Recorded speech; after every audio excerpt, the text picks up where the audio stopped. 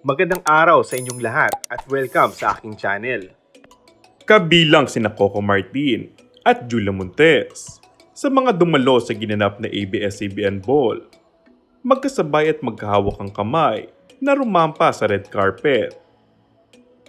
Kabilang nga sa mga napansin ng netizens ay ang suot na singsing ni Julia. Naibahagi din ng kanyang handler na si Mac Merla ang picture ng kamay ni Julia na suot-suot ang singsing. Bukod sa sweetness, napansin din ng netizens na dalawa na ang singsing ni Julia, kaya't lumabas muli ang iba't ibang espekulasyon. Kabilang na dito ang engagement ring at wedding ring ang suot ni Julia.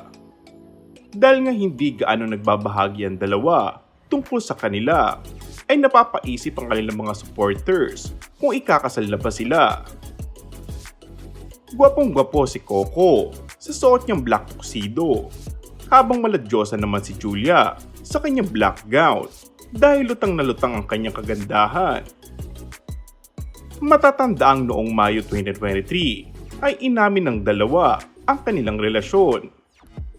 Ngunit sa kabila nito, wala pa rin silang inilalabas sa kumpirmasyon tungkol sa kanilang anak.